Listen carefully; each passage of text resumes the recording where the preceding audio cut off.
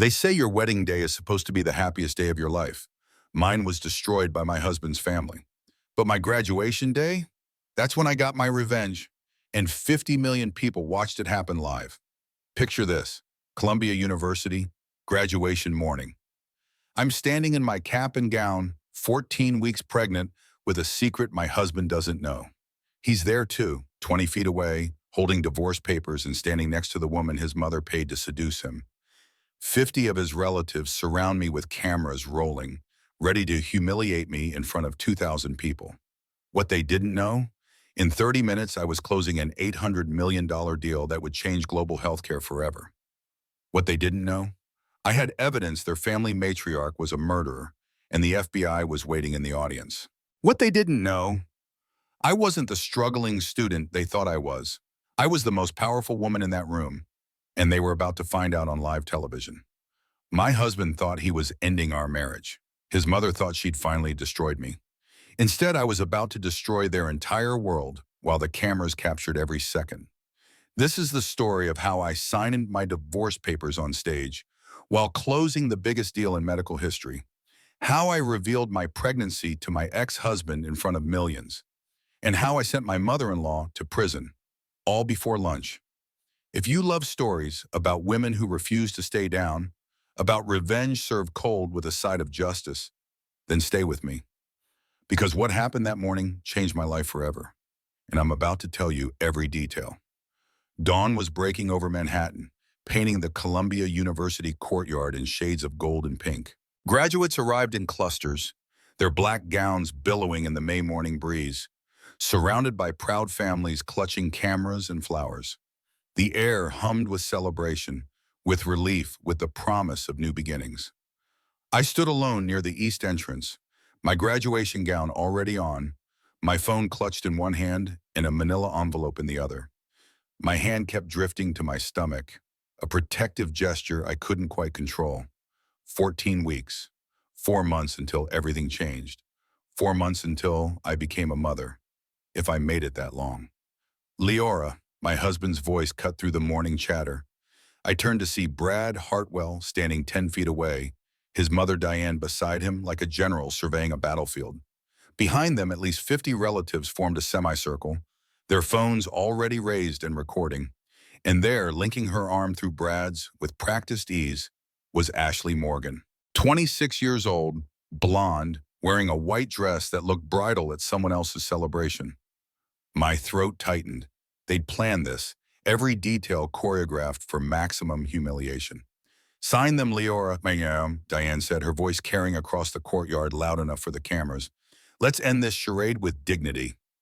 Brad stepped forward, holding out a folder. Divorce papers. I could see the legal letterhead from where I stood, could see his signature already scrawled across the bottom line.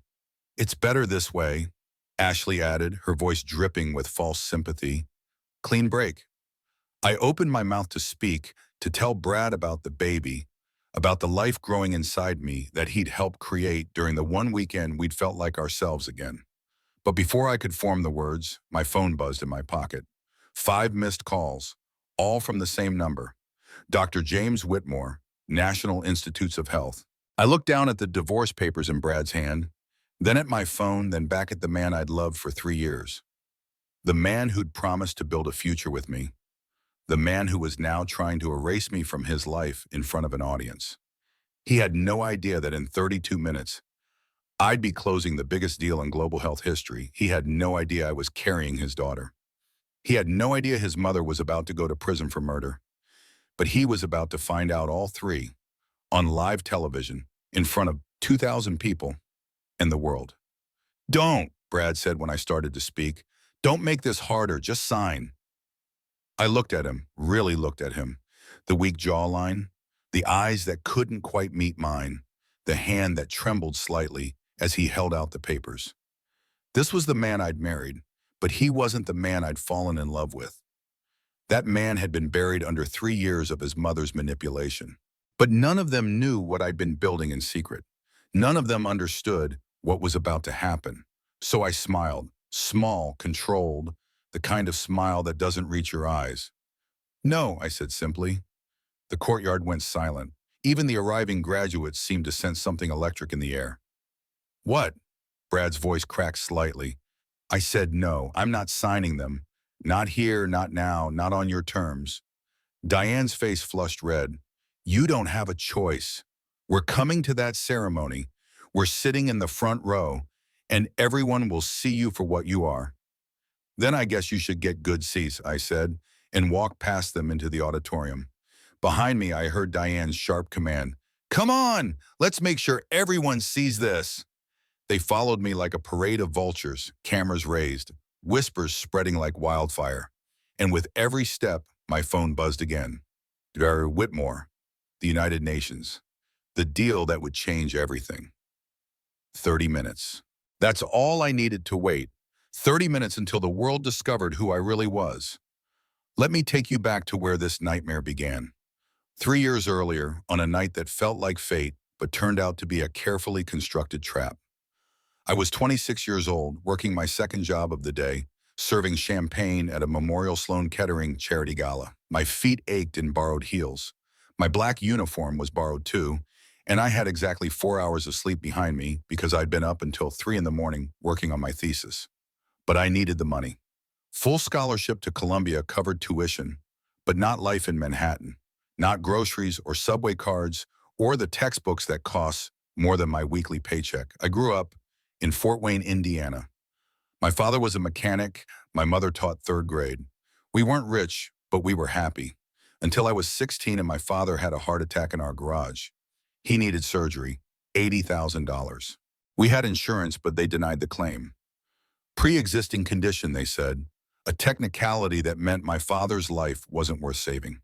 He died 3 weeks later in our living room while I held his hand, and my mother called every hospital in a 50-mile radius, begging someone to help us. At his funeral, I made a promise. I promised I would make sure no child ever watched their parent die because of money. I promised I would fix a system that valued profit over human life. That promise brought me to Columbia. That promise kept me awake through endless nights of studying. That promise was why I was serving champagne to people wearing watches that cost more than my father's surgery while they discussed their stock portfolios. And that promise was why, when a handsome man in an expensive tuxedo spilled red wine down his front, I helped him without knowing who he was. I'm so sorry, he said, looking genuinely mortified. I wasn't watching where I was going. It's okay, I said, handing him napkins. Red wine on a black tux barely shows. He laughed. You're the first person tonight who's treated me like a regular human being instead of a walking bank account. Maybe because I have no idea who you are. His smile widened. Brad Hartwell. The name meant nothing to me then. I didn't know he was heir to Hartwell Pharmaceuticals, didn't know his family's company controlled drug prices that kept medications out of reach for millions. I just saw a kind smile and genuine eyes. Leora Collins, I said. What are you studying, Leora Collins? Biomedical Engineering and International Business. Master's program. His eyebrows rose. That's ambitious. Someone has to fix the healthcare system. Something shifted in his expression. Later, I'd realize it was recognition. He'd been looking for someone with a mission, someone authentic. His mother had filled his world with social climbers and gold diggers. I was refreshingly different. We talked for 20 minutes while I should have been working. He asked about my research, my goals, my father. He listened like my words mattered. When my manager glared at me, signaling I needed to get back to work, Brad slipped me his card. Coffee? He asked. I'd like to hear more about your plans to change the world. I almost threw the card away. Rich men didn't date scholarship girls from Indiana. But something made me text him the next day. Coffee turned into dinner. Dinner turned into walks through Central Park.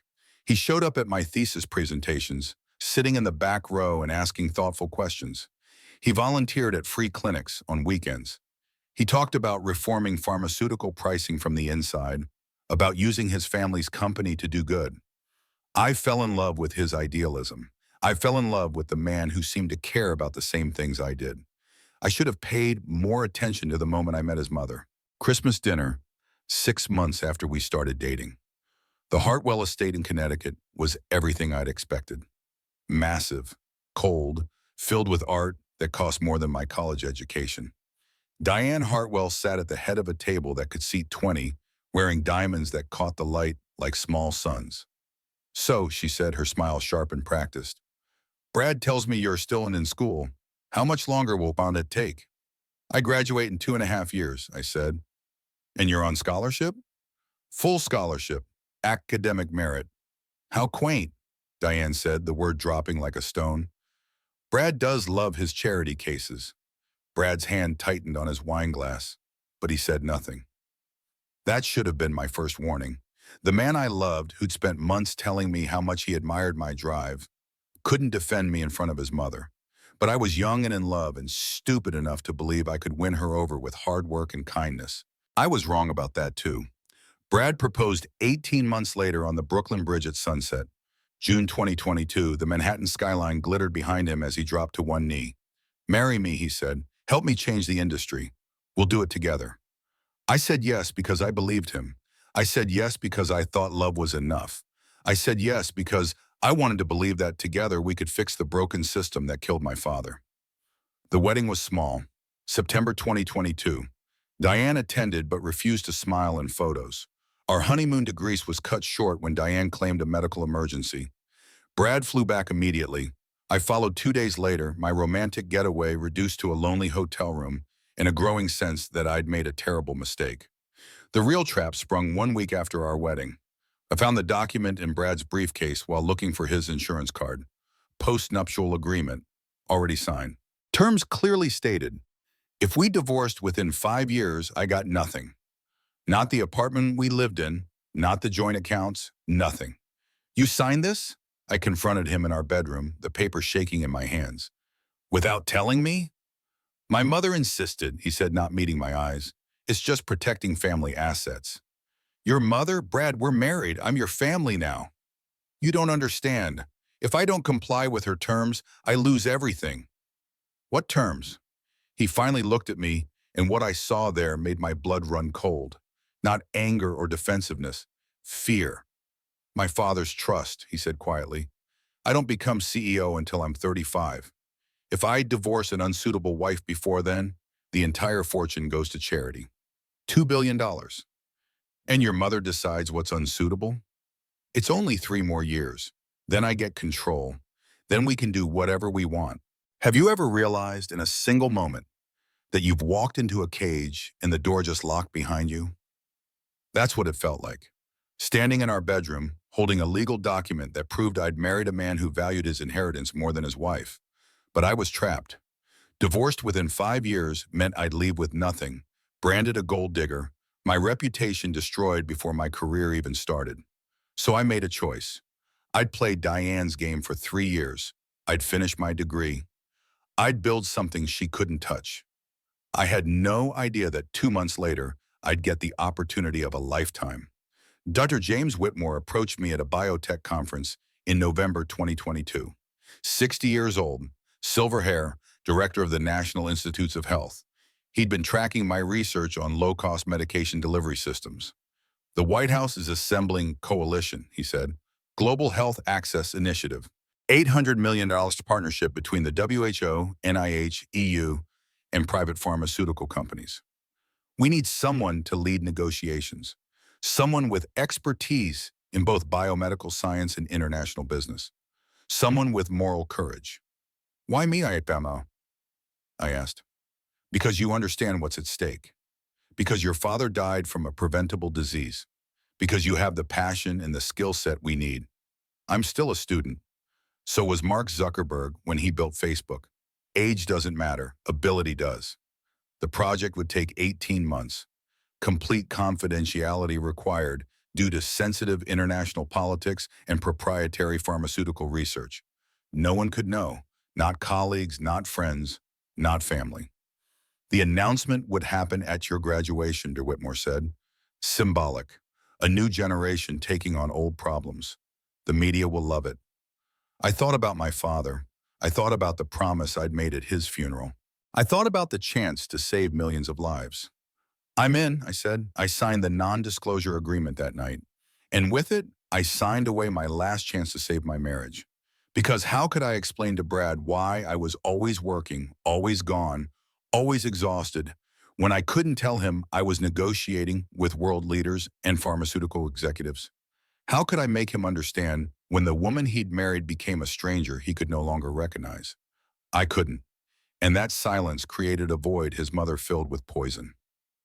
March 2023, 5 months into my secret project, 4 months into my marriage. I was living a double life I hadn't asked for. My scholarship renewal got lost in processing. $50,000 in funding disappeared into bureaucratic limbo. I found out later that Diane had made a single phone call to a board member expressing concerns about my dedication to family versus career. One conversation, and my financial support evaporated. I had to take night shifts at the research lab to cover tuition. Brad didn't understand why. "We have money," he said, frustrated, as I packed my bag for another midnight shift. "Use it. I need to finish my degree on my own merit. My mother thinks you're avoiding family events on purpose." What I couldn't tell him, I was missing events because I was on video calls with the German health minister, negotiating access to their pharmaceutical pricing data. I was avoiding family dinners because I was working with congressional committees to secure American funding. I was exhausted because I was building something that would save 2.3 million lives over the next decade. But all he saw was a wife who was never home. Diane's whisper campaign was surgical. Every Sunday, she'd invite Brad to brunch, just mother and son. While I worked in a lab, cataloging medication samples and pulling double shifts, she was reshaping his reality. "She's always gone, Bradley," I'd overhear when he'd call her from our apartment. "When was the last time she cooked you dinner? Asked about your day?" A wife should prioritize her husband. "She's finishing her master's degree, mother." Or she's outgrowing you. Career women always do. They get their degree, realize they don't need their starter husband anymore, and they leave. I've seen it 100 times. The seeds took root. Brad started watching me with suspicion instead of admiration. Started questioning where I'd been instead of asking how my day went. Started measuring my love by how often I was physically present instead of how hard I was fighting for our future. The family freeze-out was more subtle. Brad's siblings stopped responding to my texts. His sister Emily, who'd been friendly at the wedding, now looked through me at family gatherings. His brother Marcus made jokes about fortune hunters, loud enough for me to hear. At Thanksgiving 2023, there was no seat save for me at the table. I stood in the doorway of the Hartwell dining room, looking at 15 family members already seated, no empty chair in sight. "Oh," Diane said, noticing me. "Leora, we didn't think you'd make it. You're always so busy with your studies." Brad didn't stand up, didn't offer his chair, didn't even seem to notice the deliberate slight. I ate my Thanksgiving dinner standing in the kitchen, chatting with the hired staff, while the family I'd married into celebrated without me. At Christmas, Brad's cousin Jennifer got drunk enough to say what everyone was thinking. "We all know you married him for the money," she whispered, her breath heavy with expensive wine. Just FYI, I wanted to scream. I wanted to show them my bank statements, proof that I'd never touched Brad's money beyond normal household expenses. I wanted to reveal the project I was working on, the deal I was building that was worth more than their entire pharmaceutical company. But I couldn't. The NDA was ironclad, and besides, would it even matter? They'd already decided who I was. Facts wouldn't change minds that had been carefully poisoned.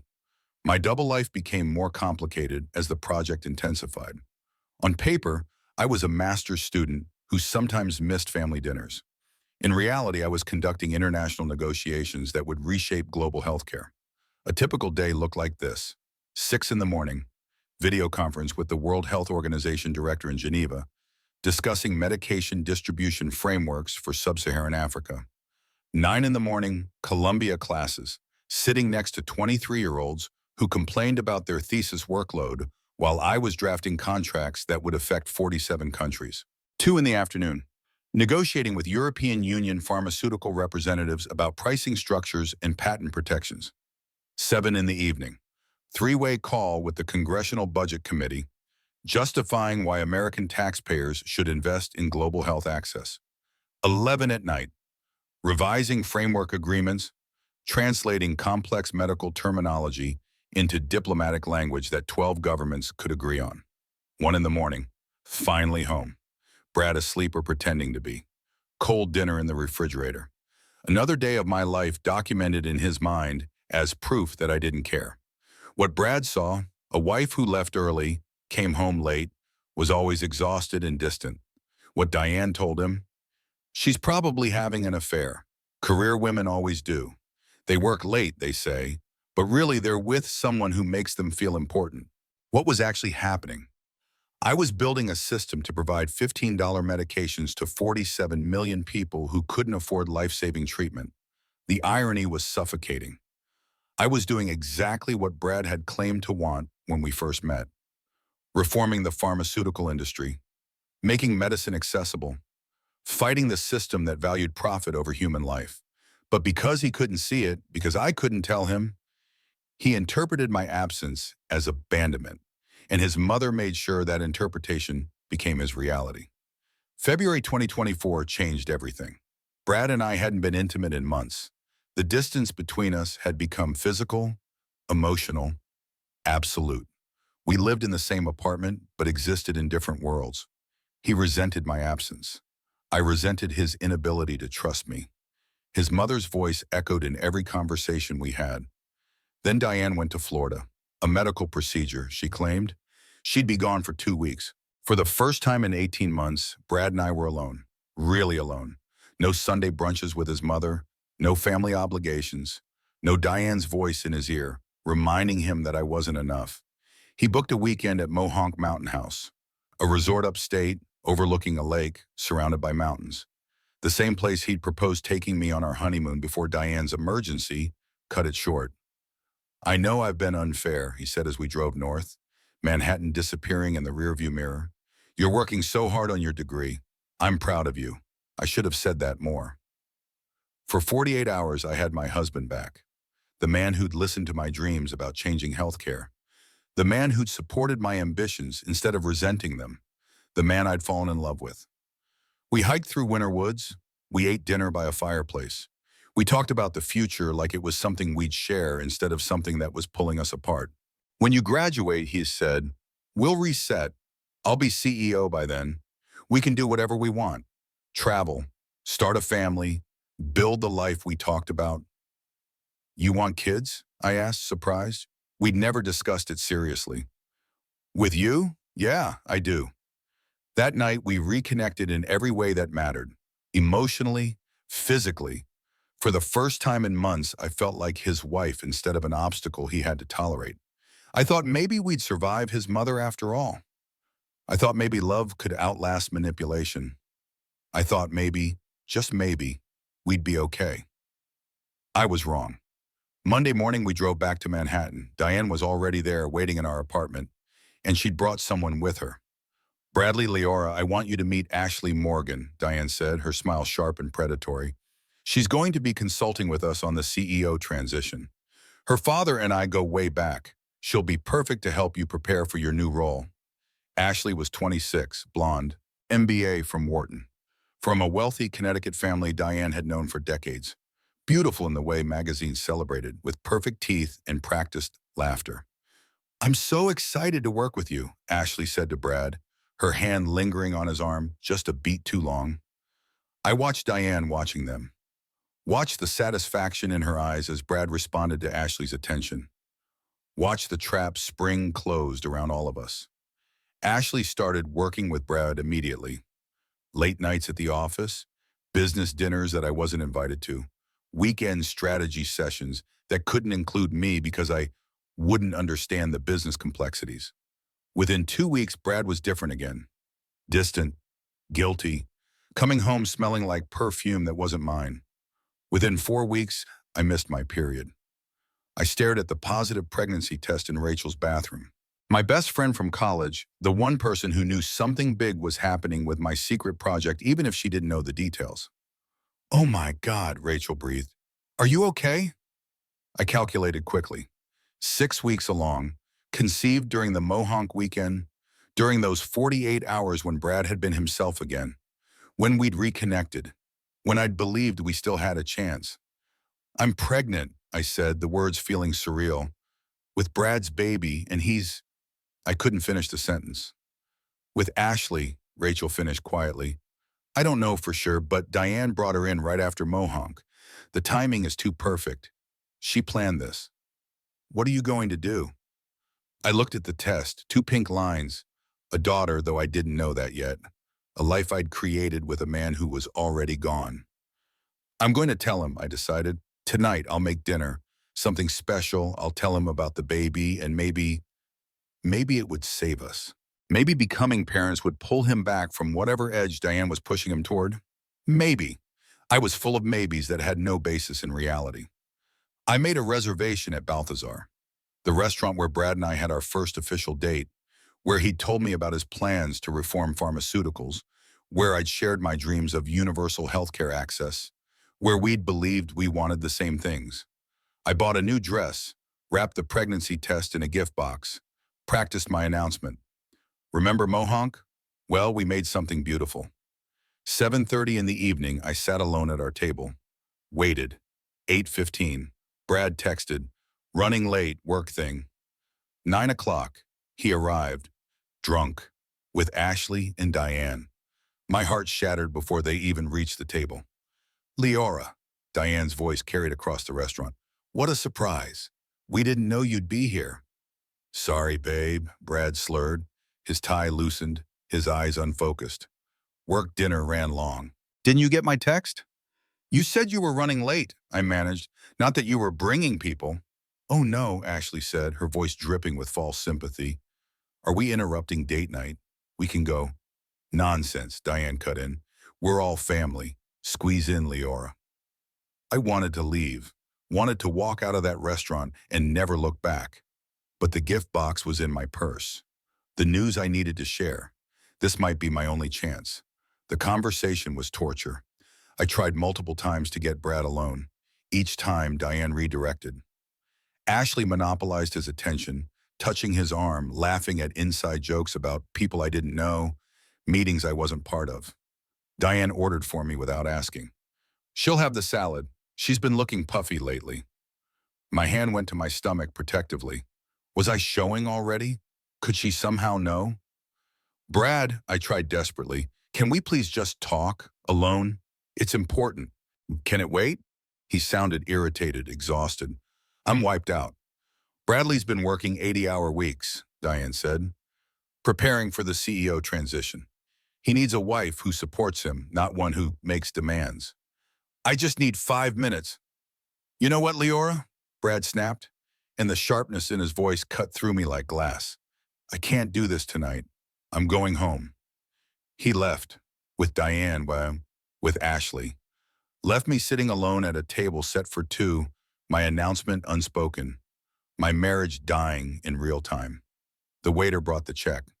I paid for a dinner no one had eaten. Then I locked myself in the restaurant bathroom and cried until my mascara ran black and my chest hurt from sobbing. When I finally made it back to Rachel's apartment, found the envelope in my bag. Must have been slipped in while I was at dinner. Divorce attorney letterhead. Dear Mrs. Hartwell, per your husband's request, we've prepared preliminary dissolution papers. He'd been planning this for 3 months, since January, before Mohonk, before we'd reconnected, before we'd conceived our daughter. The reconciliation weekend had been a lie, or maybe it had been real for me and performance for him. Either way, the result was the same.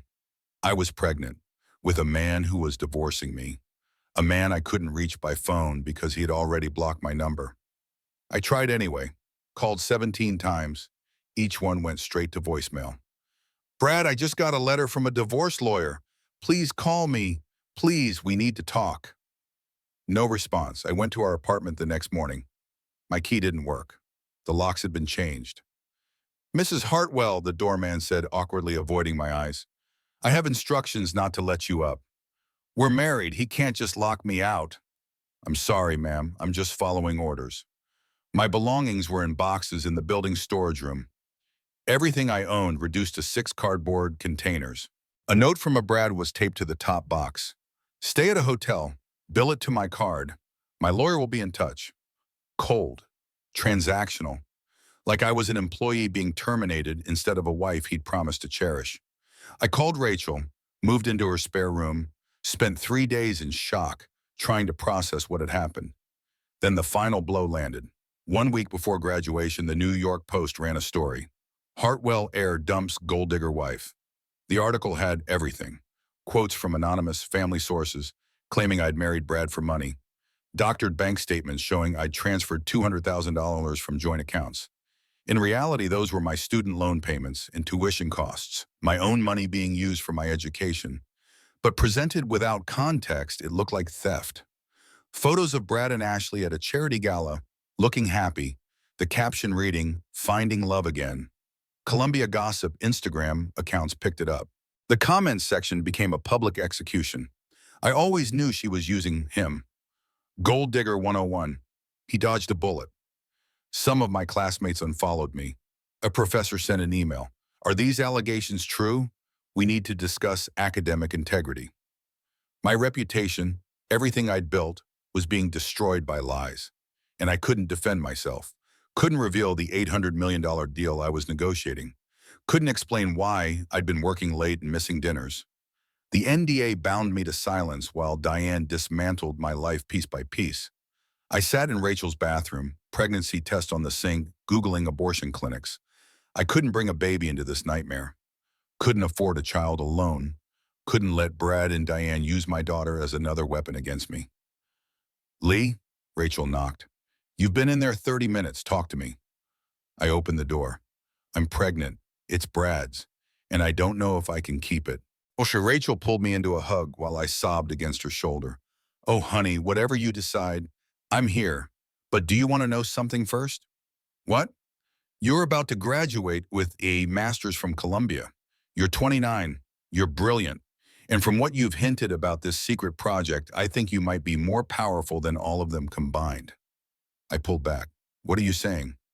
I'm saying maybe you let them think you're destroyed, and then you show them what destroyed actually looks like. I looked at myself in the mirror, exhausted, humiliated, heartbroken. My face puffy from crying, my eyes red, my hands shaking. But underneath the devastation, something else flickered. Something harder. Something that had been forged through 3 years of manipulation and gaslighting and systematic destruction. Rage. Not the hot, explosive kind. The cold, calculating kind. The kind that builds empires and ends dynasties. You're right, I said slowly. I'm not signing anything, and I'm walking across that stage. That's my girl, Rachel grinned. Now tell me about this secret project, because I have a feeling graduation is going to be very interesting. I told her everything. The $800 million deal, the international negotiations, the fact that in 5 days the entire world would discover what I'd been building while Brad's family called me worthless. And I told her one more thing.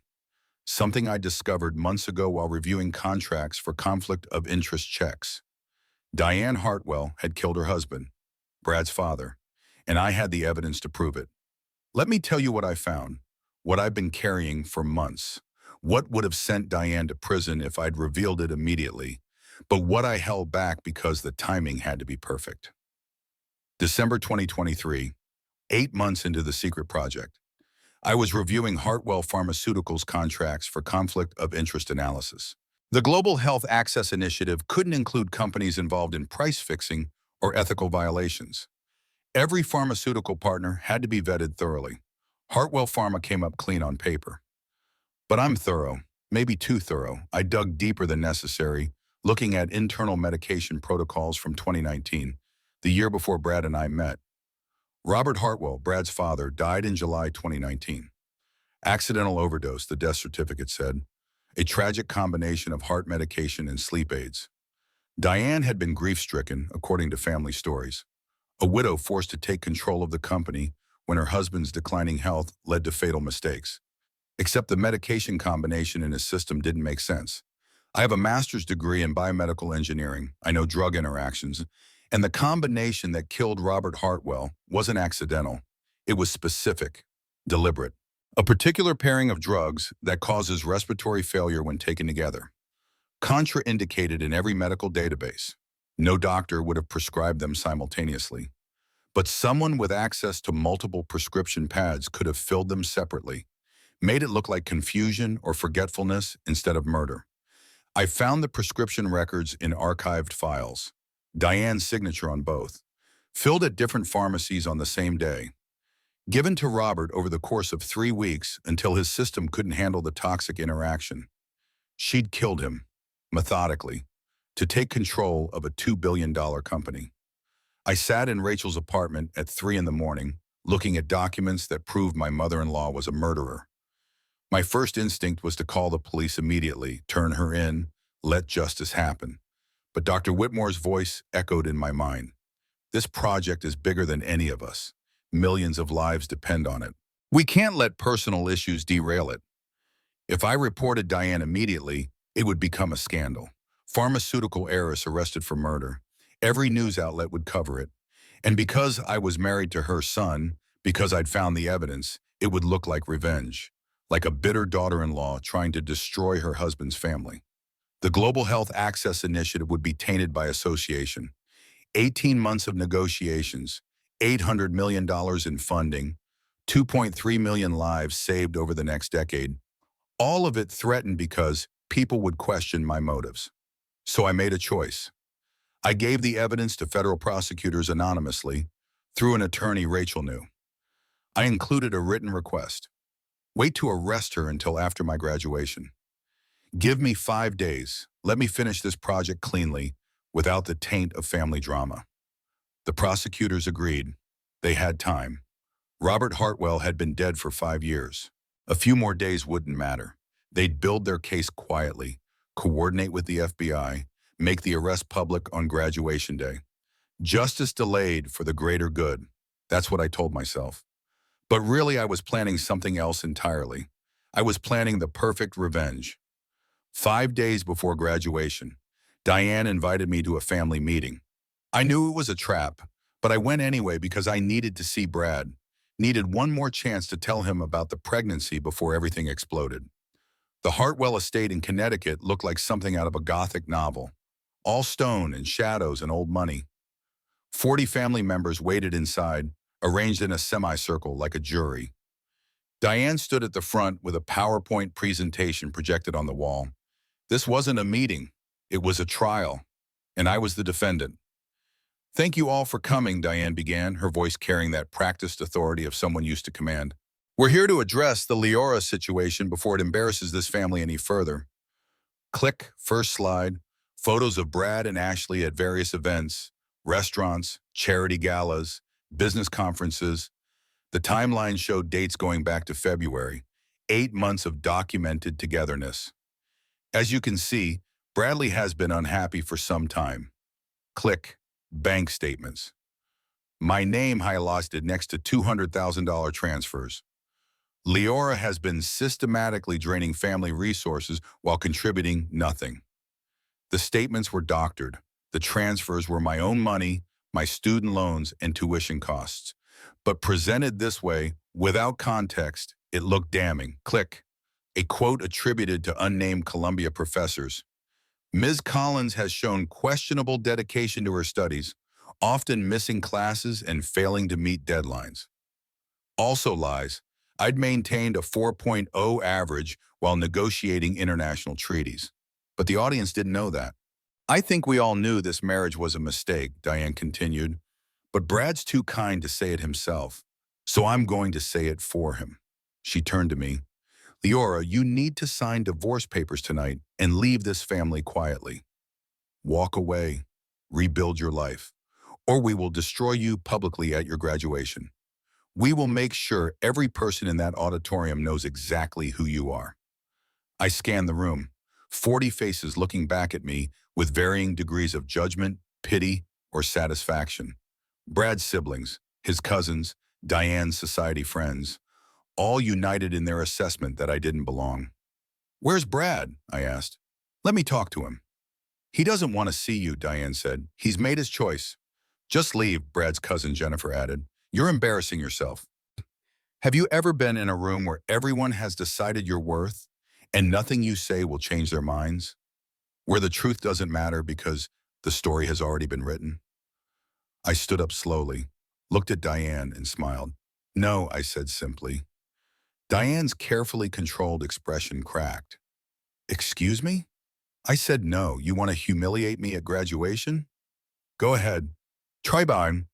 Oh, we will, Diane promised, and her smile was dangerous. We'll make sure everyone sees exactly what kind of person you are. Then I'll see you there, I said, and walked out. Behind me, I heard her organizing the attack. Saturday morning, we'll all attend. Bring cameras. I want documentation of everything. They thought they were planning my destruction. They had no idea they were gathering evidence for their own. Rachel's apartment, 2 in the morning, 3 days before graduation. Okay, Rachel said, pouring us both tea. Walk me through this one more time. You're going to let your psycho mother-in-law and her entire family show up at your graduation to humiliate you? Yes. While you're secretly closing an $800 million deal at 5:47 in the morning during the ceremony. And you're pregnant with Brad's baby, which he doesn't know about, 14 weeks as of Saturday. And you have evidence that Diane murdered her husband? The FBI will be there to arrest her after the ceremony. Rachel laughed. Girl, this is either the worst day of your life or the best revenge story ever told. Can it be both? Absolutely. She raised her teacup. To destruction and rebirth. To making them watch while I become everything they said I'd never be. We clinked cups, and I felt something shift inside me. Not hope, Greeley, more like certainty, like the moment before a storm breaks when the air goes still and electric. The next 2 days blurred together. Final preparations for the deal. Contracts reviewed.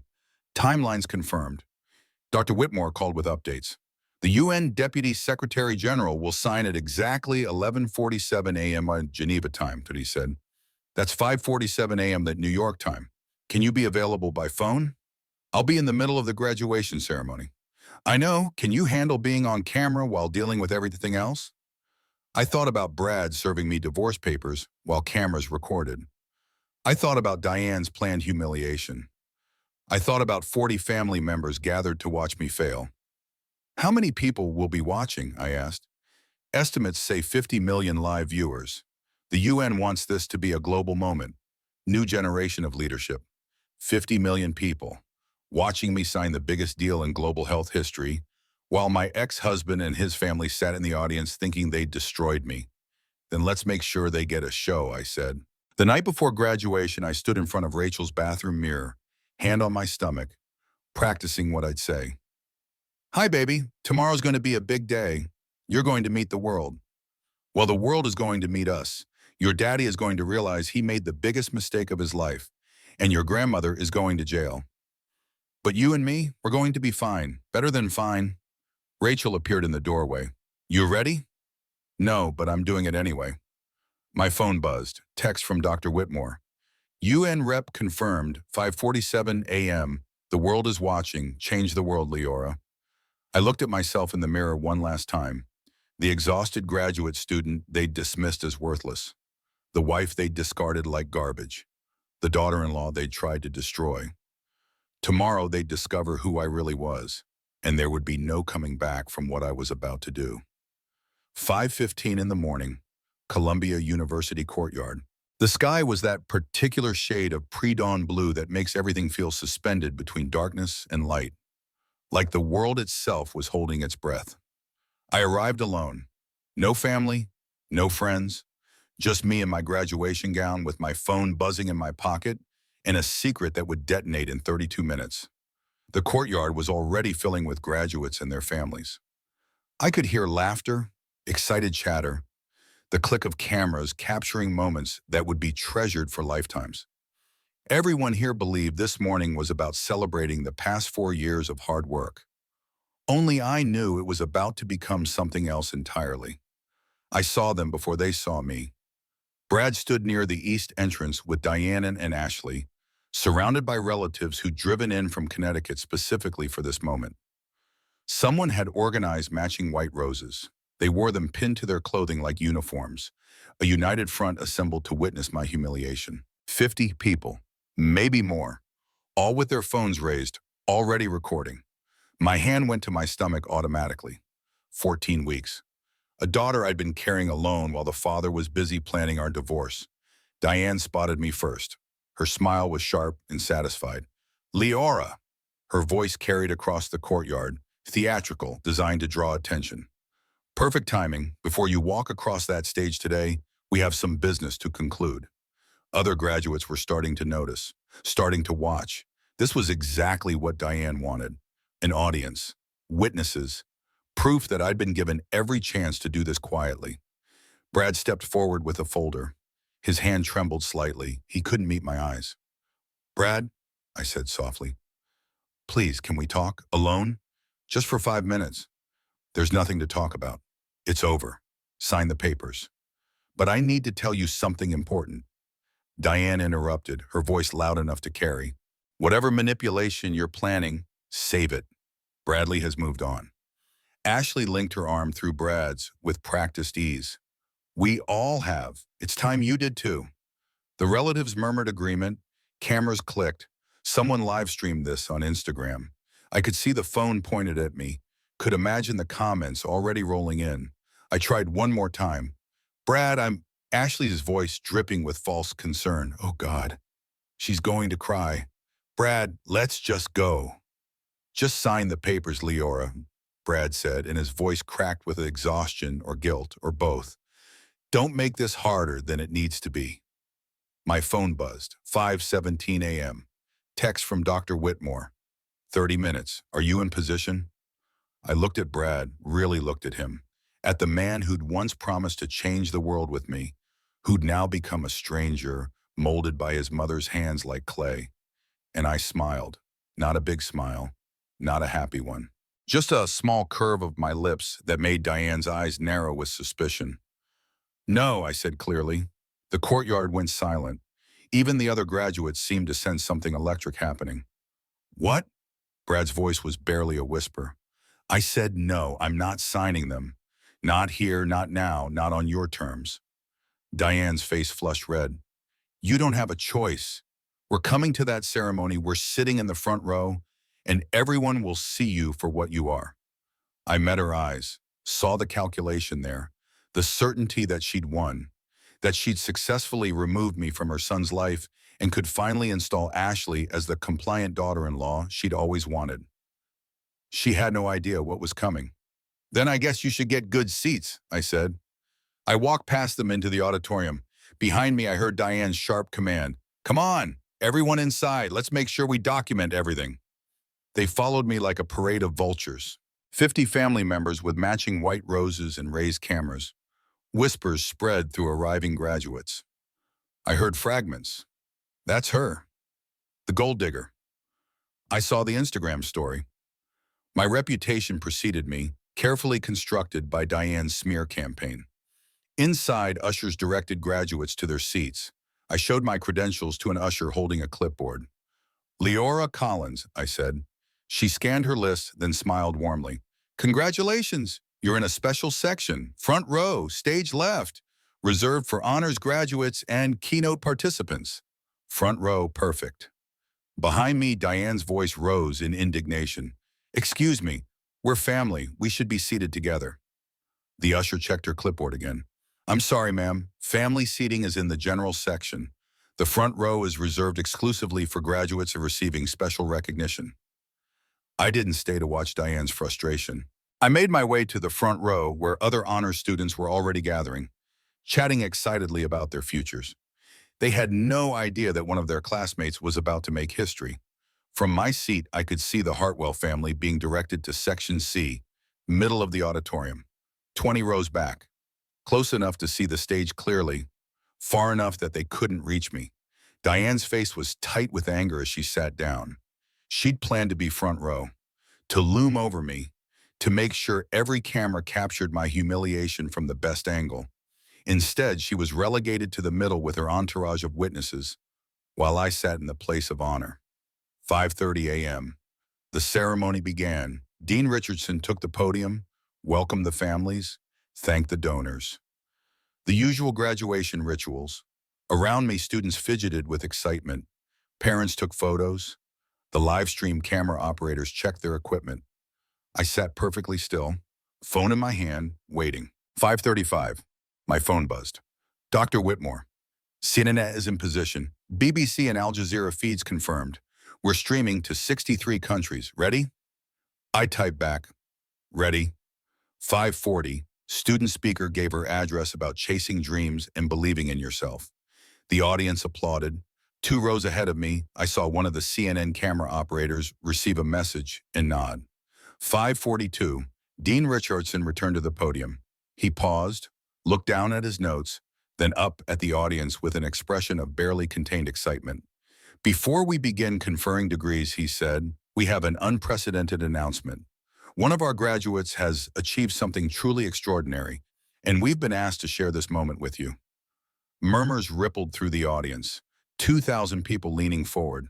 In Section C, I saw Brad sit up straighter, confused. We're going live to Geneva, Switzerland, the dean continued. The giant screen behind him lit up. United Nations logo, crisp and blue and official. I felt every muscle in my body coil with anticipation.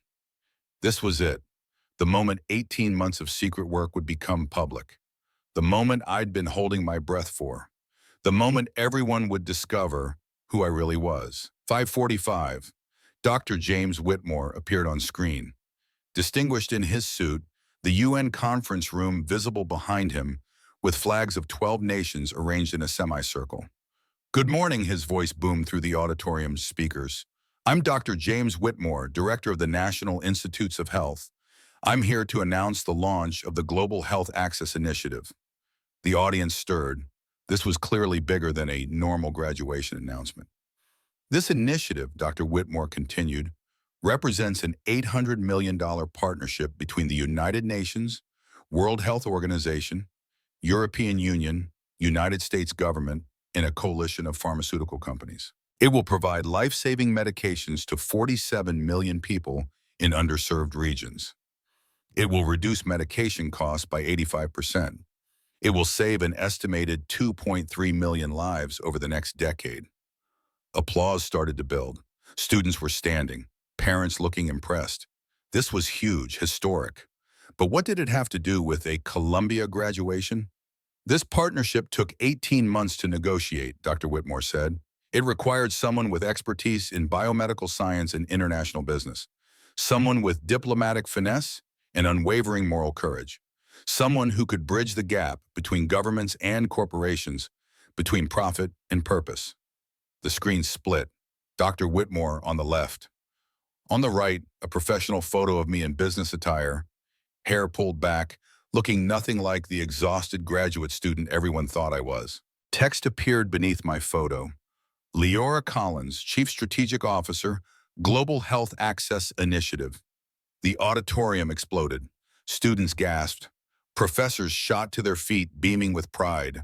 Parents looked confused, then amazed. The CNN camera crew rushed toward the front row. In Section C, I watched Brad's face drain of all color. Watched Ashley's mouth fall open in shock.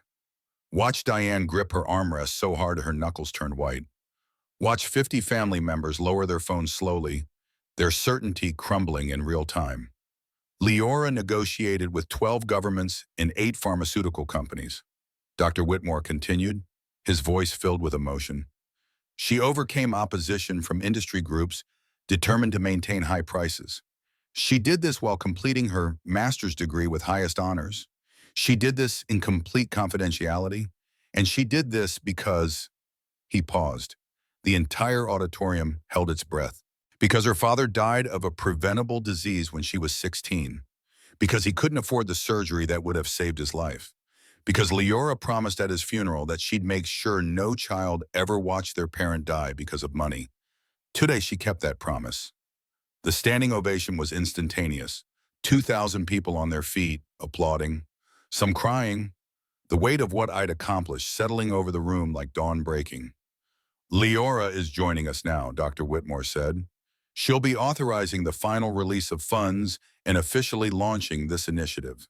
Leora, are you there? Every head in the auditorium turned toward the front row, toward me. I stood slowly. My legs were shaking, but my voice was steady as I held my phone to the microphone. I'm here, Dr. Whitmore. My voice echoed through the speakers. My image appeared on the giant screen behind the stage, pulled from the live stream feed. 6 feet tall, undeniable. The UN Deputy Secretary General is standing by to sign the final documents, Dr. Whitmore said. We need your verbal authorization to release the $800 million in funding. Do you authorize? This was the moment, 5:47 a.m., exactly on the schedule. The moment the deal closed, the moment I'd been working toward for 18 months. But before I answered, I needed to say something. Something I'd been holding inside for 3 years. Before I answer, I said, I need to say something. Dr. Whitmore nodded. He knew what was coming. We planned this part too. Dean Richardson stepped aside, handed me the podium microphone, and suddenly I was standing on stage, looking out at 2,000 faces, with cameras streaming my image to 63 countries, looking at Brad and Diane 20 rows back, trapped in their seats, forced to witness what they'd tried to destroy. And I began to speak.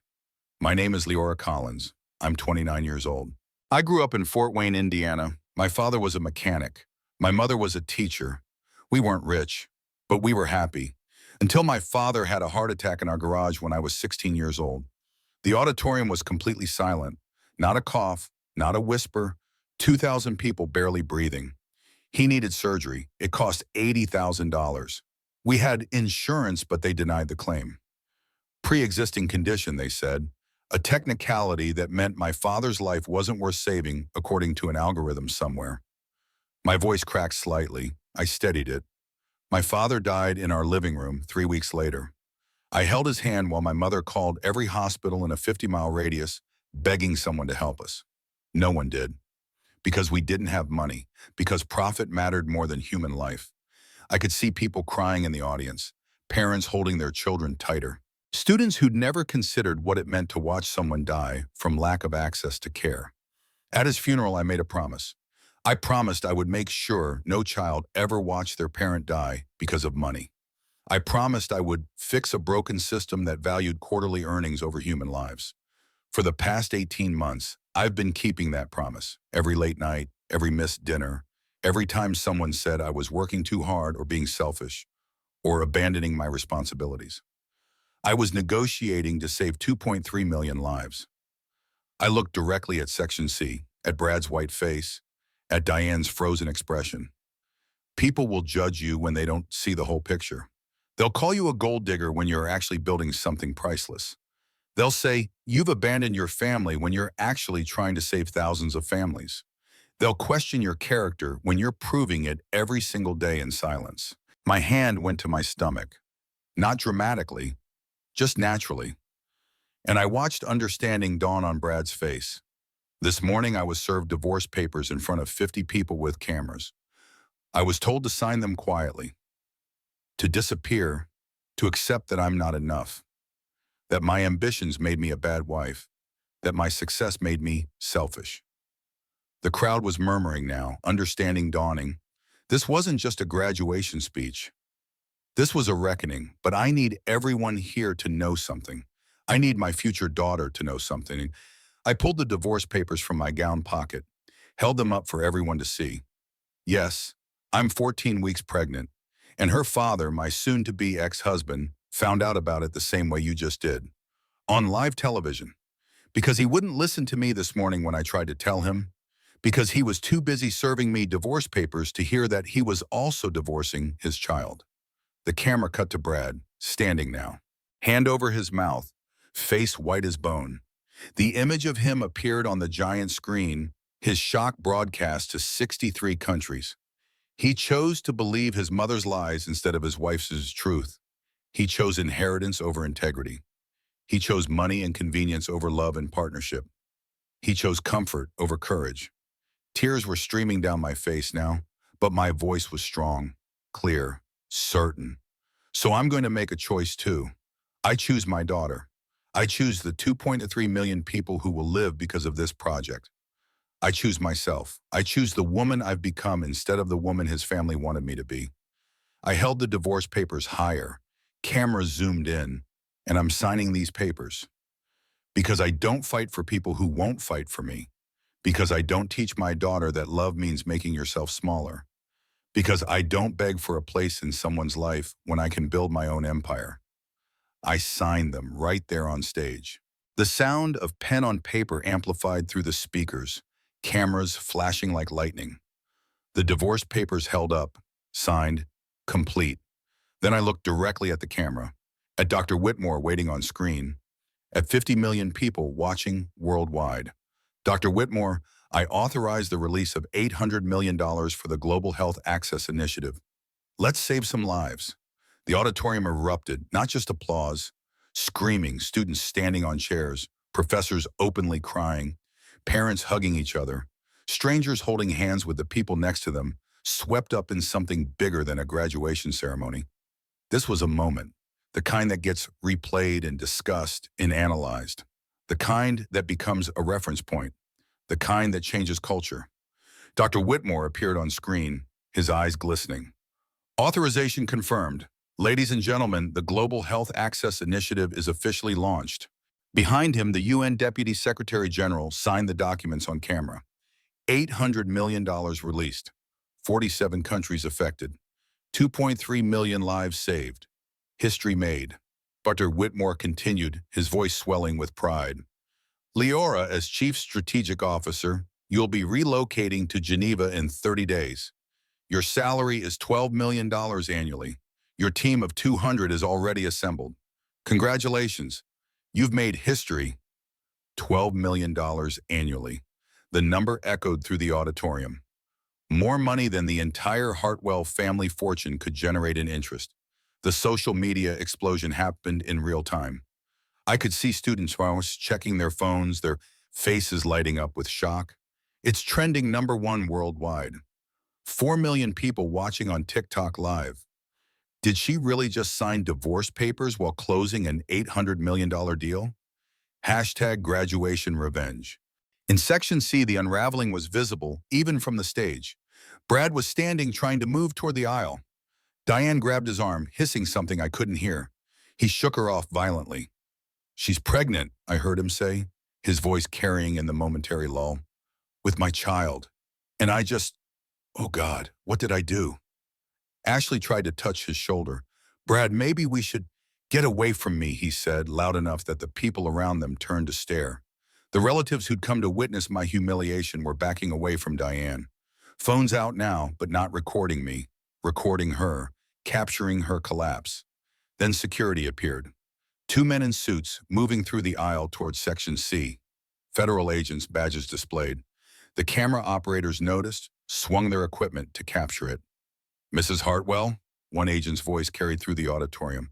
FBI, we need you to remain in the building until the ceremony concludes. Diane's face went from red to white. What? This is ridiculous. We have a warrant for your arrest. Please sit down, ma'am. The agent's words echoed through every speaker in the auditorium. 2,000 witnesses, 63 countries watching via live stream. The moment recorded from every angle. Dr. Whitmore appeared back on screen. One more announcement. As part of this initiative, we've been working with federal prosecutors to investigate pharmaceutical price fixing and related crimes. Evidence provided by Dr. Collins has led to several indictments. Arrests will be made today. He looked directly at the camera, directly at Diane. Those who profit from human suffering will face justice. Diane sank into her seat, trapped, surrounded by family members who were suddenly strangers, by cameras recording her destruction, by the federal agents waiting to take her away the moment the ceremony ended. She'd come to watch me fall. Instead, she was watching her empire burn. Dean Richardson stepped forward, tears in his eyes. Leora Collins, it is my absolute honor to present you with your degree, summa cum laude, with distinction in biotechnology and international business. He handed me the diploma. I held it like a trophy won in battle. And then something unexpected happened. One by one, the other honors graduates in the front row stood and began clapping. Then the row behind them. Then the row behind that. Within seconds, the entire graduating class was on their feet. Leora, Leora, Leora. My name echoed through the auditorium like a battle cry, like a promise, like proof that one woman's courage could ignite something far bigger than herself. I stood at the center of it all, tears streaming down my face, but they weren't tears of sadness. They were tears of release, of victory, of knowing I'd survived the worst and come out stronger. The ceremony continued. Other graduates walked across the stage to collect their degrees, but everyone knew the moment had already happened. The moment that would be remembered long after every other name was forgotten. When it finally ended, when the last degree was conferred and families poured onto the lawn for photos and celebrations, I remained on stage for a moment, looking out at the dispersing crowd, at students embracing their parents, at couples kissing, at children running with balloons. I felt the ache of what I'd lost, the future I'd imagined with Brad, the family I'd wanted to belong to, the dream of partnership that had turned into a nightmare of manipulation. But underneath the ache was something else, something hard and bright and unbreakable. Freedom. My phone buzzed. Text from Dr. Whitmore. Your flight to Geneva is booked for 3 weeks from today. Apartment arranged. Team assembled. The world is waiting for you, Laura. Welcome to your future. I read the message twice, letting the reality sink in. 3 weeks. I had 3 weeks to pack up the life that had tried to kill me and step into the life I'd built in secret. I looked back toward the auditorium one last time and saw Brad standing near the entrance, alone, watching me from a distance. Our eyes met across the crowded lawn. For a moment, the world seemed to pause. He took one step toward me, mouth opening as if to speak, then stopped. Because what could he possibly say? I'm sorry. I was wrong? I didn't know. None of it would matter now. The woman he'd married was gone, replaced by someone he no longer had the right to know. Someone who'd outgrown him so completely that he couldn't even imagine the distance between who she'd been and who she'd become. I held his gaze for 3 seconds, long enough to let him see exactly what he'd lost, long enough for him to understand that this wasn't anger or revenge. It was simply completion. Then I turned and walked away. I didn't look back. Didn't need to. Behind me, Brad stood frozen, watching me disappear into a future that would never include him. And for the first time in 3 years, I felt something that had been absent so long, I'd forgotten what it was called. Peace. Rachel appeared with her car, grinning like she'd just witnessed the Super Bowl. Come on, rock star. Let's get you out of here before the press swarms you. I slid into the passenger seat, hand on my stomach, still feeling the aftershocks of adrenaline. Did you get all that? I'd asked. Girl, 10 million people watched that live. You just became the most famous woman in America. I also just became unemployed and homeless, with a baby on the way. Unemployed? Rachel laughed. You're the chief strategic officer of an $800 million global health initiative, making $12 million a year. And homeless? You're moving to Geneva, to a taxpayer-funded apartment overlooking Lake Geneva. Fair points. Plus, you just ended pharmaceutical price fixing, sent your mother-in-law to prison, and signed divorce papers on live television while closing the biggest deal in global health history. I'd say you're doing fine. I laughed, actually laughed. The first genuine laugh I'd had in months, maybe years. What happens now? I asked. Now you do exactly what you told 50 million people you'd do. You save some lives, you raise your daughter, you become everything they said you'd never be. And Brad? Rachel glanced at me. What about him? He's going to want to be involved, with the baby. Then he can hire a lawyer and go through proper channels. You owe him nothing, Lee. Remember that. He had 30 minutes to be a father. He chose divorce instead. That's on him, not you. She was right. I knew she was right. But some part of me still ached for what could have been, for the partnership I'd imagined, for the family my daughter would never have. You're allowed to grieve, Rachel said softly. You're allowed to be sad about what you lost. But don't you dare regret what you did today. Don't you dare apologize for being powerful. I won't. Promise me. I promise. We drove back to Brooklyn in silence. And with every mile between me and Columbia, between me and Brad, between me and the woman I'd been, I felt lighter.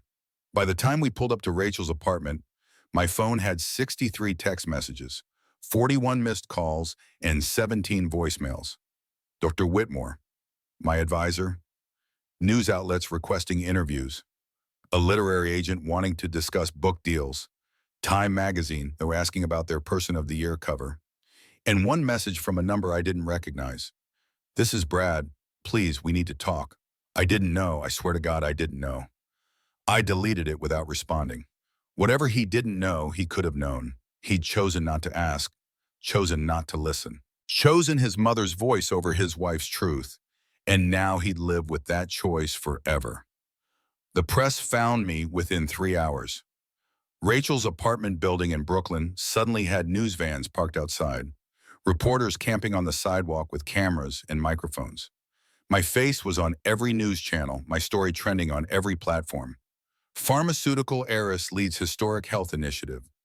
Graduate student reveals secret $800 million deal. The woman who changed global healthcare while getting divorced. Rachel peeked through the curtains. "You want to talk to them?" "Not yet. Let them wonder. Let the story build." My phone rang. "Dr. Whitmore." "Leora, are you safe?" "I'm fine, just avoiding the media circus." "Smart. Listen, we need to discuss security. You've just made some very powerful enemies. The pharmaceutical industry isn't happy about price regulation. We're arranging protection." "I can handle myself." "I'm sure you can, but humor me. Accept the security detail, at least until you're in Geneva." "Fine, but I need a favor." "Name it." "Brad Hartwell is going to try to contact me. About the baby, I need you to have your lawyers draft a response. Make it clear that any communication goes through legal channels. No direct contact. Consider it done. And Leora, what you did today was remarkable. Your father would be proud." The words hit harder than expected. I hadn't let myself think about my father much during the chaos, but now, sitting in Rachel's apartment with the world exploding around me, I felt him, felt his presence like warmth on my shoulders. "Thank you," I managed. After we hung up, Rachel brought me chamomile tea and a sandwich I couldn't eat. "You should rest. You look exhausted." "I'm 14 weeks pregnant and just closed an $800 million deal while getting divorced on live television. I think exhausted is an understatement." "Fair point, but you still need to eat. Baby needs food, even if you don't." I forced down half the sandwich. Then my phone rang again. Unknown number. Against my better judgment, I answered. "Leora." Brad's voice, raw, desperate. "Don't hang up, please. Just listen." I should have ended the call, should have blocked the number, but something made me stay on the line. Maybe I needed to hear what he'd say. Maybe I needed closure. "I have 60 seconds, I said. "Then I'm hanging up and blocking this number." I didn't know about the project, about the baby, about what my mother did. I swear to God, I didn't know. "You didn't know because you didn't ask. You didn't listen." "I'll fix this. We'll fight the divorce. I'll cut my mother off completely." "Please, that's my baby." "No," I cut him off. "That's my baby. You had a chance to be her father. You were 30 minutes away from being a father to your daughter and a husband to a woman building an empire. Instead, you served me divorce papers on live television. You made your choice." "Leora, please. Your mother murdered your father. Did you know that?" Silence, Oyin. Then, "What?" "The FBI has evidence, medication records, prescription patterns. She gave him a contraindicated drug combination that caused respiratory failure. She killed him to take control of the company. I found the proof 5 months ago." "You're lying. You're saying this to—" "I'm not lying. The FBI is arresting her as we speak. They waited until after the ceremony because I asked them to, because I didn't want your family's crimes to taint my project. But it's happening now. Turn on the news if you don't believe me." I could hear him moving, hear a television click on, then his sharp intake of breath. The news showed footage of Diane being led out of the Columbia Auditorium in handcuffs. FBI agents on either side, her face contorted with rage. "She's being charged with first-degree murder and conspiracy to commit fraud," the reporter said. "Evidence allegedly provided by her former daughter-in-law, Dr. Leora Collins." "Oh my God," Brad whispered. "So yes, Brad, I destroyed your mother. I destroyed your inheritance. I destroyed the perfect family image she'd built. And I did it all while you were busy believing her lies about me.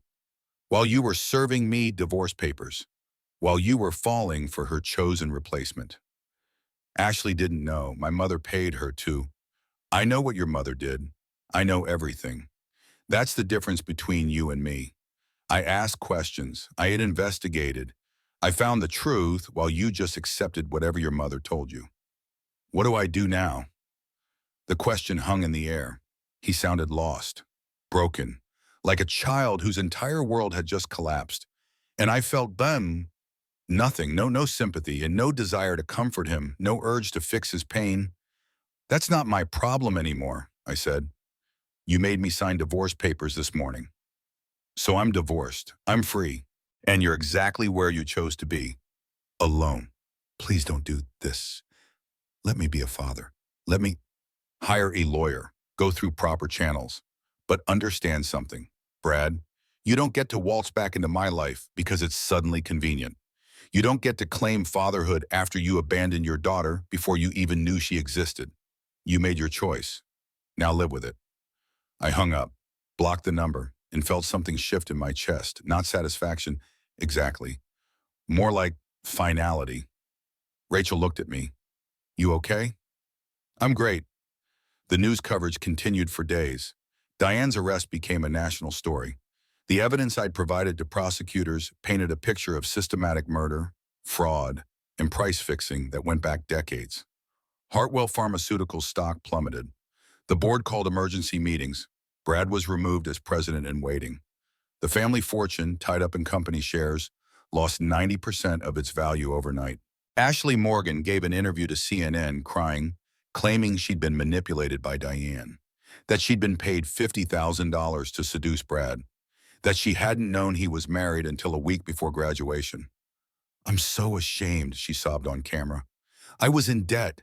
Mrs. Hartwell promised to help with my student loans if I just helped her son move on from an unhealthy relationship. I didn't know the truth until it was too late. Public opinion split. Some people believed Ashley was another victim. Others thought she was lying to salvage her reputation. I didn't care either way. She was irrelevant to my future. What mattered was Geneva, the team, the work. Dr. Whitmore called daily with updates. The initiative was exceeding projections. Morocco's rollout reached 500,000 people in the first week. Kenya was launching ahead of schedule. The pharmaceutical companies, faced with UN oversight and public pressure, were complying with pricing regulations. You've changed the industry forever, Dr. Whitmore said. No company wants to be the one that refuses to provide affordable medication now. The court of public opinion is more powerful than any regulatory body. Good, that was the plan. When can you travel? The team in Geneva is eager to meet you. My doctor cleared me for international travel until week 28, so I have about 3 months to get established before I need to be more careful. Perfect. We'll have everything ready. 3 weeks after graduation, I flew to Geneva, first class, security detail provided by the initiative. Rachel came with me to help set up the apartment. The city was stunning. Lake Geneva sparkled in the June sun. The Alps rose in the distance like promises. My apartment overlooked the water, modern and bright, with a nursery already painted soft yellow. You did it, Rachel said, standing on the balcony. You actually did it. We're just getting started. The team I'd been working with remotely for 18 months welcomed me like a returning hero. 200 people from 63 countries, all dedicated to the same mission, all believing that healthcare was a human right, not a luxury. I threw myself into the work. 12-hour days building distribution networks, negotiating with additional countries who wanted to join, training local healthcare workers, creating sustainable systems that would outlast any single administration or political shift. And at night, alone in my apartment, I'd put my hand on my growing stomach and talk to my daughter. Your grandmother is in prison. Your father chose inheritance over integrity. But you and me, we're going to be just fine. Better than fine. We're going to change the world. The letters started arriving 6 weeks after I moved to Geneva. Long envelopes with Brad's handwriting. Connecticut return address. I almost threw them away unopened. But something made me read the first one. Leora, I don't deserve your forgiveness. I don't deserve to be in your life or our daughter's life. But I need you to know what happened. My mother confessed to everything. The murder, the price fixing, the manipulation. She's facing 15 years minimum. The prosecutors say she'll likely die in prison. Ashley confirms she was paid. She's cooperating with investigators. She's devastated. So am I. I lost the company. The board voted me out. My mother's crimes destroyed everything. The trust goes to charity because I divorced you before age 35, exactly like she feared. I'm living in a studio apartment in Hartford, working as a patient advocate for medical debt relief. It's the least I can do to honor what you built, to try to be a fraction of the person you are. I think about you every day, about our daughter. I know I have no right to ask this, but could I at least know her name? Could I see one picture? I don't expect visitation. I don't expect anything. I just want to know she exists. That something good came from us. You were right about everything. You were always right. And I was too weak to see it, too scared of losing money to realize I was losing something infinitely more valuable. I'm sorry for all of it, Brad. I read the letter 3 times, tried to feel something, sympathy, satisfaction, vindication. All I felt was tired. My hand went to my stomach. 5 months now, 20 weeks, halfway through, I'd found out 2 weeks ago, a girl just like I'd known somehow from the beginning. What do you think, baby girl? I said aloud. Should we write back? She kicked, strong, insistent. I smiled. Yeah, I think I'll wait too. I folded the letter and put it in a drawer, along with the 16 others that had arrived since, all unopened, all waiting for a day when I might care about Brad Hartwell's redemption arc. But that day wasn't today, and it might not ever come, because I'd learned something crucial over the past few months, something that changed everything. I didn't need his apology, didn't need his acknowledgement, didn't need anything from him at all. I was complete without him, whole without him, powerful without him, and my daughter would grow up knowing that truth, that her worth wasn't determined by who acknowledged it, that her power didn't require anyone's permission, that she was enough, all on her own, just like her mother. November 2024, Geneva. 7 months after graduation, the Global Health Access Initiative had reached 8 million people in 6 months.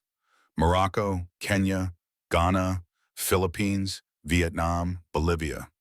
Countries I'd never visited, lives I'd never meet, but people who were alive because of work I'd done in secret while my husband's family called me worthless.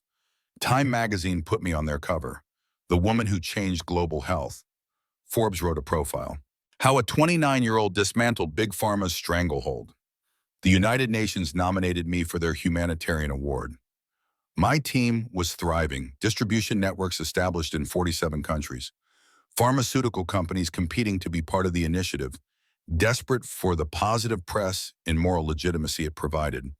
And I was 7 months pregnant, exhausted, powerful, terrified, ready. My apartment in Geneva had become a fortress of baby preparation. Rachel had visited 3 times, each time bringing more supplies than I needed. Clothes, toys, books about motherhood, a breast pump she'd researched for 40 hours before buying. You're going to be amazing, she'd said during her last visit. But you also need to accept help. You can't do everything alone. I've been doing everything alone for 3 years. And now you don't have to. You have a team, a support system, people who actually care about you instead of trying to control you. She was right. My Geneva team had become family in ways the Hartwells never were.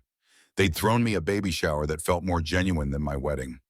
They'd created a flexible work schedule that let me prepare for motherhood while still running a global initiative. They'd shown me what actual support looked like. But Brad's letters kept coming, once a week like clockwork. I'd accumulated 31 letters, all unopened, stacked in a drawer in my nightstand. Physical evidence of his guilt that I hadn't decided what to do with. Until the night everything changed. Late November, I was working from home, reviewing Kenya's 6-month progress report, when the contractions started. Early, I thought, I had 6 more weeks. This was just Braxton Hicks. False labor. Normal. Except they weren't stopping. I called my doctor at 11 p.m. I think I'm having contractions. How far apart? 7 minutes, maybe 8. Come to the hospital. Now. Rachel was in New York. My team was scattered across the city. I called for my security detail, the ones Dr. Whitmore had insisted on when threats from displaced pharmaceutical executives started arriving. University Hospital, I told them, trying to stay calm. I'm in labor. The hospital was 15 minutes away, the longest 15 minutes of my life. Another contraction hit in the car, strong enough to make me gasp. Breathe, the security officer said. You're doing great. At the hospital, nurses rushed me into labor and delivery, hooked me up to monitors, confirmed what I already knew. I was having my daughter, tonight, 6 weeks early. Is she okay? I asked the doctor. Is the baby okay? Her heartbeat is strong, lungs sound developed. 34 weeks is early, but not dangerously so. We'll monitor closely, but I think she's ready to meet you. 12 hours of labor, no epidural because I arrived too late. Just me and the pain and the certainty that I was about to become a mother completely alone. No husband holding my hand, no family waiting in the hallway, no one to call with updates or share the fear and joy. Just me. Around hour 8, when the contractions were so intense I couldn't think straight, a nurse asked if I wanted to call anyone. There's no one to call, I said. No father, no family. The father is in Connecticut. My family is in Indiana. My best friend is in New York. I'm alone. The nurse took my hand. You're not alone. We're here and we're not leaving. She stayed through the worst of it, talked me through contractions, reminded me to breathe, told me I was strong enough, even when I was certain I wasn't. At 4:37 in the morning, 6 weeks early, weighing 5 pounds 3 ounces, my daughter was born. Sarah Collins, named after my father, Samuel. A girl who would never meet her grandfather, but who carried his legacy in her name and in the work I'd done to honor his memory. They placed her on my chest. Tiny. Perfect. Her eyes scrunched closed, her fist waving at the world she'd just entered. And I cried, not from pain or exhaustion, from joy so overwhelming it felt like drowning in light. Hi, baby, I whispered. I'm your mom, and I'm going to make sure you grow up in a world that's better than the one that killed your grandfather. A world where your life has value regardless of how much money we have. A world where ambitious women are celebrated instead of destroyed. She made a sound, almost like agreement. The nurse smiled. She's beautiful and healthy, a little small but strong. Like her mother, another nurse added. I stayed in the hospital for 3 days. Sarah in the NICU briefly for monitoring, then cleared to room with me, learning to breastfeed, learning to change diapers, learning that motherhood was simultaneously the hardest and most natural thing I'd ever done. My team sent flowers, a giant arrangement with a card signed by all 200 staff members. Congratulations to the strongest woman we know, Dr. Whitmore called. How are you feeling? Tired, scared, incredibly happy. Take all the time you need. The initiative can wait. Sarah comes first. Thank you for everything, for believing in me when no one else did. You made that easy, Leora. You're remarkable. Rachel flew over the day I was discharged, took one look at Sarah, and burst into tears. She's perfect, Rachel sobbed. Absolutely perfect. You want to hold her? Rachel nodded, unable to speak. I placed Sarah in her arms and watched my best friend fall in love with my daughter. She has your eyes, Rachel said, and your stubborn chin. Poor kid. Are you kidding? That chin is going to serve her well. She's going to change the world, just like her mom. That night, back in my apartment, Sarah asleep in her bassinet beside my bed, I finally opened Brad's letters. All 31 of them. Read them in chronological order. The first ones were desperate, pleading, full of apologies and promises to do better. By letter 15, the tone shifted. Less about what he wanted, more about what he was doing. The patient advocacy work, the medical debt relief, the slow rebuilding of a life shattered by his own choices. By letter 30, something different. I don't expect forgiveness. I don't expect to meet her. But I want her to know someday that her father isn't the man who served those papers, that I'm trying to become someone worthy of her legacy. I sat there, surrounded by 31 letters, with my newborn daughter sleeping beside me, and made a decision. I wrote back, Brad, her name is Sarah, after my father, Samuel. She was born November 27th at 4:37 in the morning. She weighed 5 pounds 3 ounces. She's healthy and beautiful and perfect. You can write to her once a year on her birthday. That's all I'm willing to give you. If you want to be in her life eventually, prove you're different. Get therapy. Cut ties with your mother's legacy. Build something that matters. Do that for 10 years and maybe I'll let you meet her. Don't write back to me. Write to her, L. I sealed the letter, addressed it, and put it in the outgoing mail. Then I picked up Sarah, held her against my chest, and whispered promises into her downy hair. You're going to grow up knowing you're enough, knowing your worth isn't determined by your father's acknowledgement or your grandmother's approval. Knowing that strong women aren't threats, they're forces of nature. She yawned, tiny, perfect. And when you're old enough, I'll tell you everything. About your grandfather who died because the system valued money over life. About your grandmother who murdered for power. About your father who chose comfort over courage. About your mother who changed the world while everyone told her she was worthless. Sarah's hand wrapped around my finger, held tight. But most importantly, I'll tell you that you saved me. That when I was at my lowest, when I wasn't sure I could keep going, I found out I was carrying you. And that changed it everything. Because suddenly I wasn't just fighting for myself, I was fighting for you. I cried, happy tears, exhausted tears, grateful tears. 6 weeks early, but right on time. That's what the doctor had said. Sarah knew when she needed to arrive, knew her mother needed her. And sitting there in my Geneva apartment, overlooking Lake Geneva with the Alps visible in the distance, holding my daughter while the world slept, I finally understood something crucial. I hadn't won by destroying the Hartwells. I'd won by becoming something they could never touch. By building something they could never take away. By creating a life so full and purposeful that their absence wasn't a loss, it was a liberation. Success wasn't revenge. Success was freedom. And I was finally, completely, undeniably free. November 2024, 7 months after graduation, the Global Health Access Initiative had reached 8 million people. Time magazine cover, Forbes profile, UN Humanitarian Award.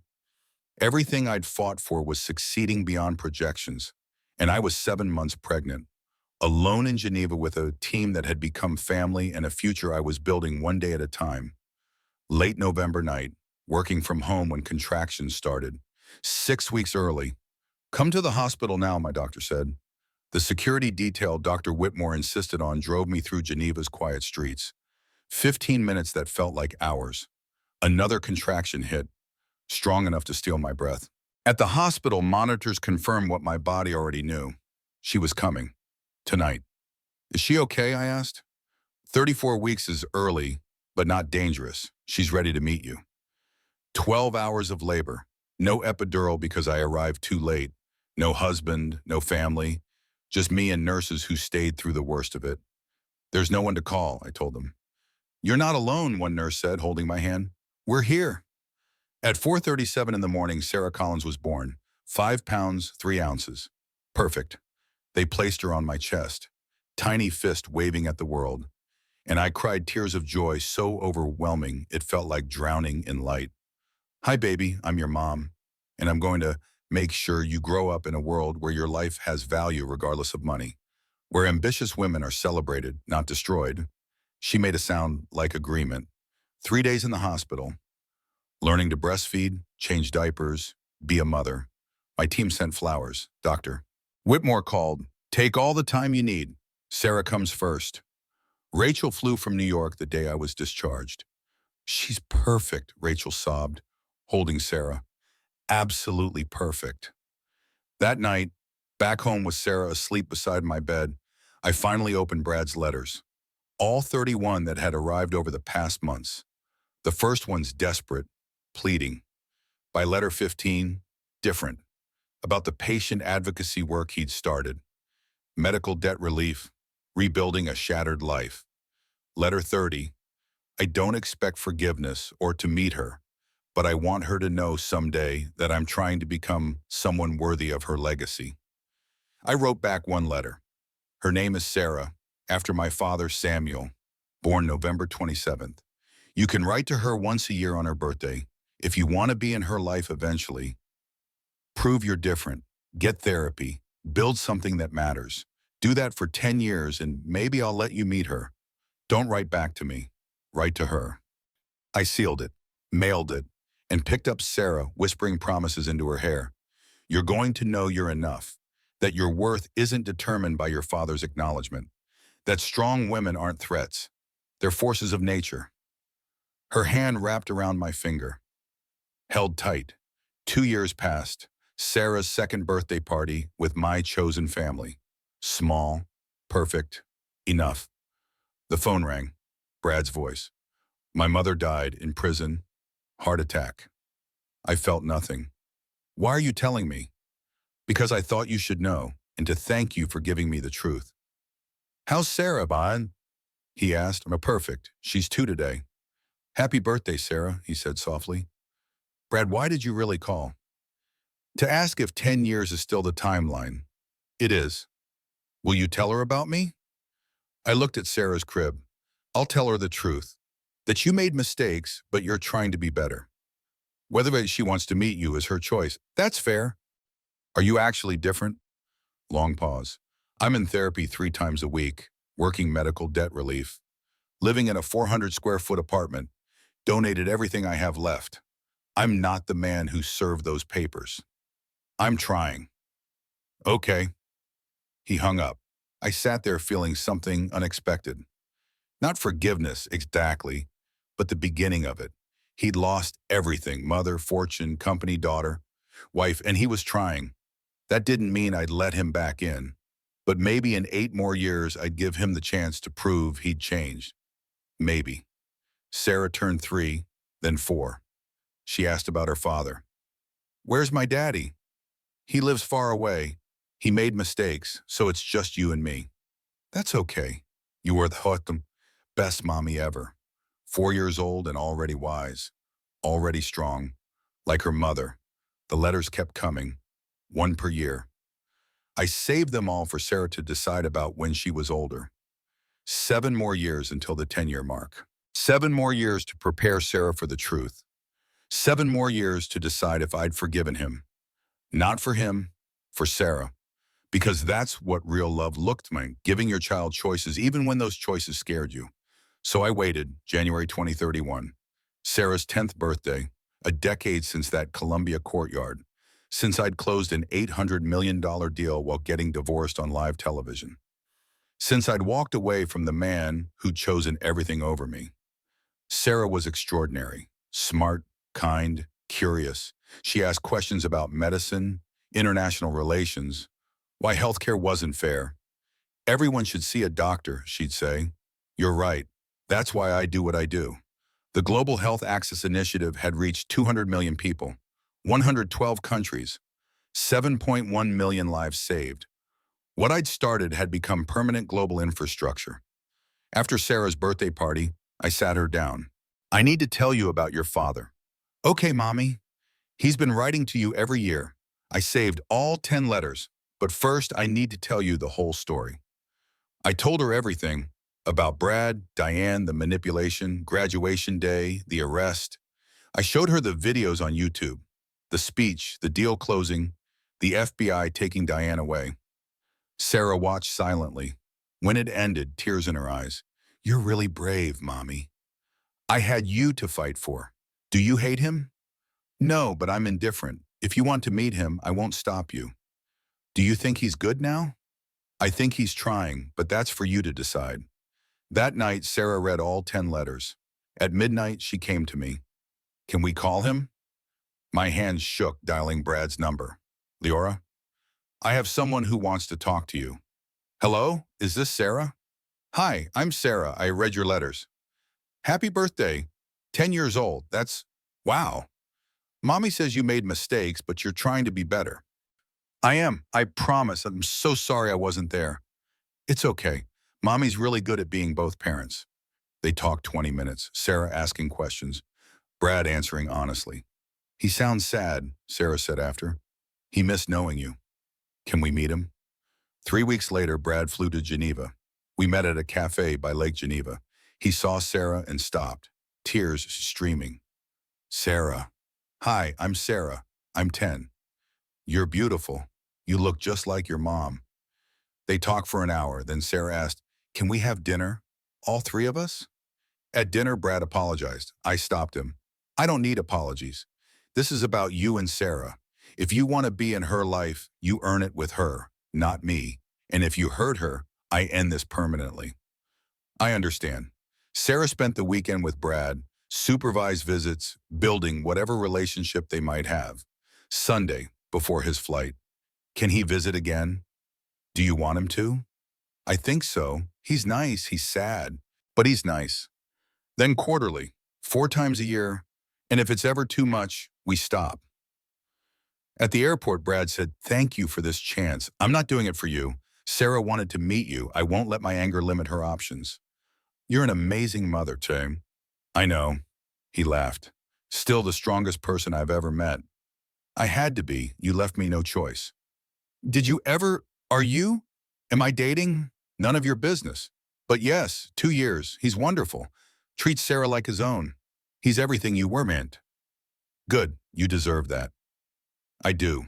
And Sarah deserves a father who shows up. Don't let her down. I won't. He left.